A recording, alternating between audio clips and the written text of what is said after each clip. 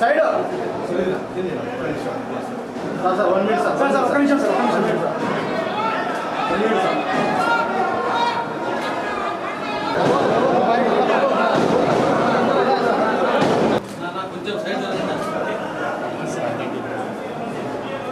కొంచెం సైడ్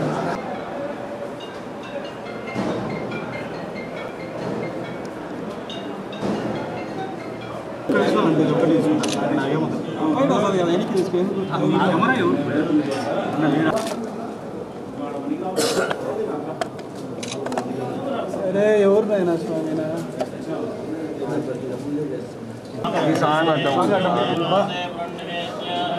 పెట్టేటప్పుడు వెళ్ళారండి స్వామి స్వామి ఇంకోసారి స్వామి చదువుకోవడం సార్ ఇంకోసారి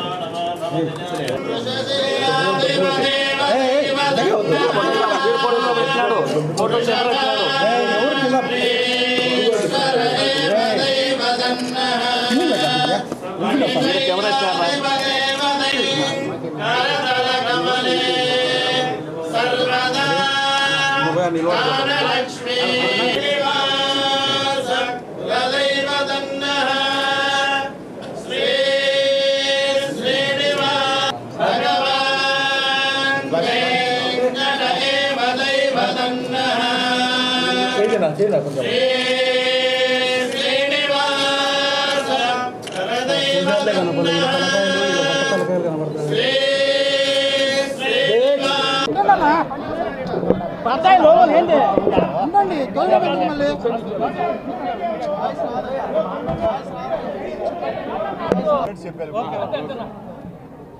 ఈరోజు ఒక మంత్రిగా మొట్టమొదటిగా అమ్మవారి దర్శనానికి ఇక్కడికి వచ్చాను.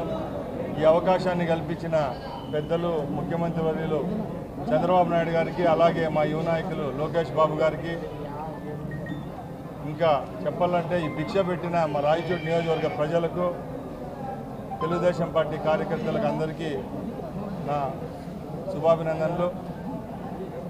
ఈరోజు నేను ఒకటే చెప్తున్నా, ఉమ్మడి కడప జిల్లాలో నాకు ఇంత ఘనంగా స్వాగతం పలికిన మీ అందరికీ కూడా ధన్యవాదాలు తెలియజేసుకుంటూ, ఏ అవకాశం అయితే అతి తక్కువ వయసులో నా మీద తెలుగుదేశం పార్టీ పెద్దలు పెట్టారో అవకాశాన్ని తప్పకుండా సద్వినియోగం చేసుకుంటా.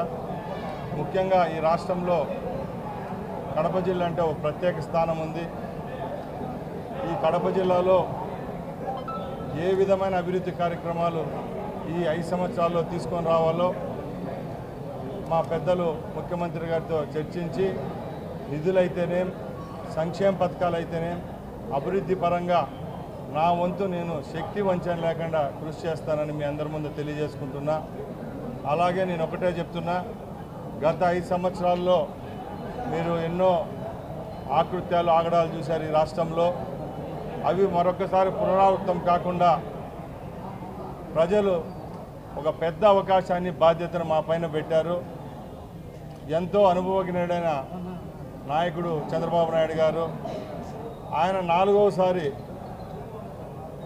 ముఖ్యమంత్రి కావడం ఆంధ్ర రాష్ట్ర ప్రజలు చేసుకున్న పుణ్యం. ఎందుకంటే 5 సంవత్సరాలు అభివృద్ధి కుంటుపడింది రాష్ట్రంలో. ఇప్పుడు మనందరికీ ఒక సువర్ణ అవకాశం వచ్చింది. మన బిడ్డలకైతేనేం, కార్మికులకైతేనేం, కర్షకులకైతేనేం అవకాశాన్ని సద్వినియోగం చేసుకొని 5 సంవత్సరాల్లో మన ఉమ్మడి జిల్లాని ముందుండి నడిపిస్తాము. అలాగే ఏ విధమైన అభివృద్ధికి నోచుకొని మా రాయచోటి నియోజకవర్గాన్ని కూడా దూరదృష్టిలో పెట్టుకొని నిధుల పరంగా ముందుండి, అలాగే మాకు ఓట్లు వేసిన ప్రజలకు వాళ్ళు రుణం తీర్చుకునే దానికి అవకాశం వచ్చింది. కాబట్టి అన్ని విధాల అందుబాటులో ఉండి నెలకు 20 రోజులు జిల్లాలోనే ఉండి అభివృద్ధికి అయితేనేం, ప్రజలకి చిన్న చిన్న సమస్యలకు కూడా నా వంతుగా నేను సాయం చేసేదానికి సిద్ధంగా ఉన్నానని అమ్మవారి సాక్షిగా ప్రమాణం చేసి మీ అందరి ముందర చెప్తున్నా. ధన్యవాదాలు.